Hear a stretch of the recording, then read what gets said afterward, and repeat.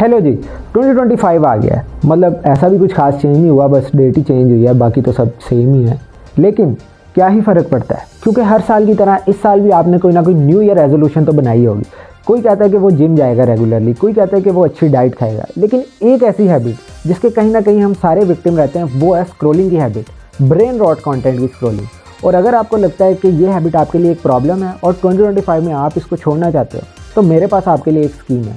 देखो, कोई भी हैबिट को आप क्विट नहीं कर सकते, आपको उसको रिप्लेस करना पड़ता है किसी और अच्छी हैबिट के साथ, और ये बात हमें बिहेवियरल साइंस से पता लगती है।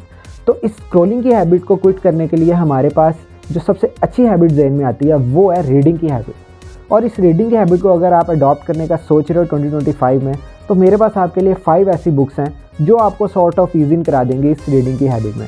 बहुत ज़्यादा पेजेस नहीं है इन बुक्स के अंदर, और इसके अंदर वैल्यू बहुत ज़्यादा है और मज़े के रीड्स हैं।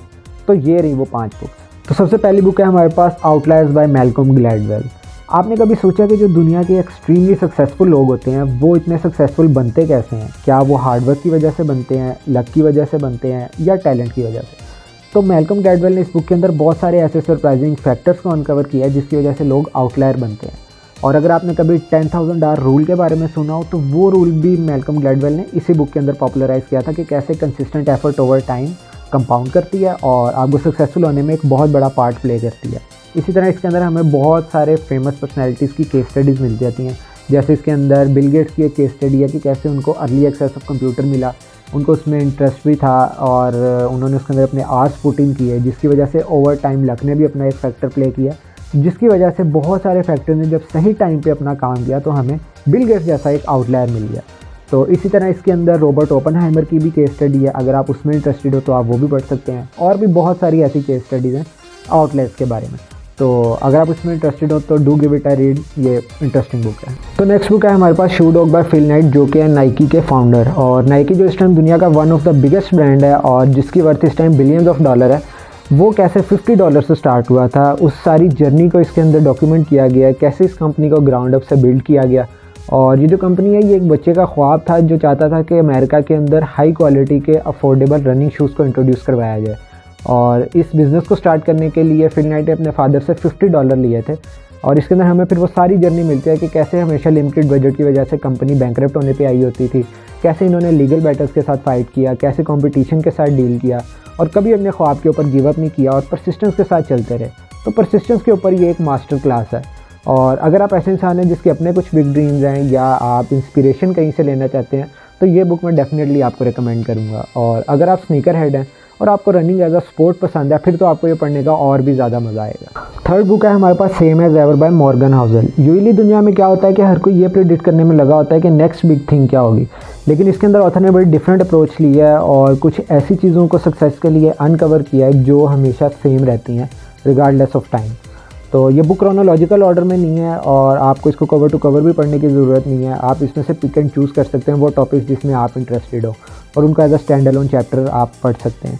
और इसके अंदर काफ़ी वाइड रेंज ऑफ आइडियाज़ से बात की गई है, जैसे human behaviour, happiness, illusion of certainty, power of stories, और इस तरह के बहुत सारे ऐसे आइडियाज़ हैं जिसके अंदर आप इंटरेस्टेड हो, आप उसको पढ़ सकते हैं। तो I highly recommend this book.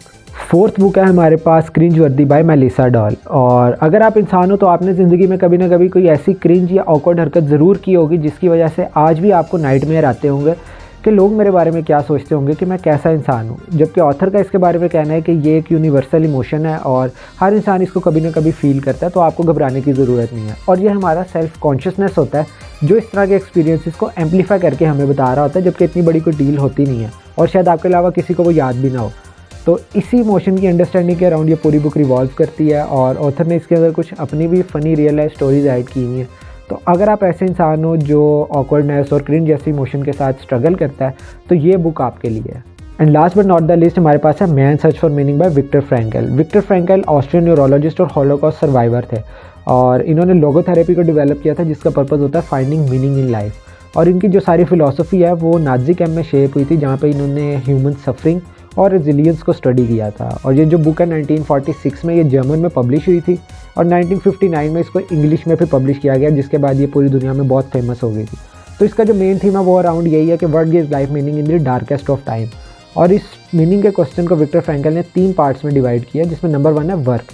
मतलब आप ज़िंदगी में कोई ऐसा काम कर रहे हो जो आपको लगता है कि वो किसी ग्रेटर पर्पस के लिए है, तो आपको उस काम के अंदर अपनी ज़िंदगी का मीनिंग मिल जाता है। और सेकंड है लव, मतलब अगर आप किसी के लिए इतनी ज़्यादा केयर करते हो कि आपको उस एक्ट ऑफ केयरिंग के अंदर पर्पस ऑफ लाइफ मिल जाता है। और नंबर थर्ड है करेज ड्यूरिंग डिफिकल्ट टाइम्स, मतलब अगर आप ज़िंदगी में किसी बुरे टाइम से गुजर रहे हो तो आप उस टाइम को अगर करेजसली गुजारो तो वो जो सफरिंग होती है उस सफरिंग के अंदर आपको अपनी ज़िंदगी का मकसद मिल जाता है। जिस तरह इसकी मेन स्ट्रीम एग्जाम्पल हमारे पास डेविड गॉगिंस है कि उसकी ज़िंदगी काफ़ी डिफिकल्ट रही है और उसका जो बुरा टाइम था वो उसने बड़ा करेजसली गुजारा और उसको अब अपनी सफरिंग के अंदर ही मीनिंग ऑफ लाइफ मिल गया। मतलब वो टूटे हुए पाँव से अल्ट्रा मैराथन भाग चुका है, मतलब मजाक है। तो ये है वो 5 बुक्स जो मुझे लगता है कि सॉर्ट ऑफ अच्छा एंट्री पॉइंट दे देंगे आपको रीडिंग की हैबिट डेवलप करने के लिए। और अगर आपने इनमें से कोई बुक पहले पढ़ी हो या आप कोई बुक पढ़ो तो उसका फीडबैक आप मुझे ज़रूर कमेंट्स में बता सकते हो। और अगर आपके पास मेरे लिए कुछ सजेशन हो तो आप मुझे वो भी बता सकते हो। तो that's it from my side. बाकी दिल करे तो पढ़ लेना, ना दिल करे तो करते रहो स्क्रॉल, क्या ही फ़र्क पड़ता है। ओके बाय, मैं जा रहा हूँ।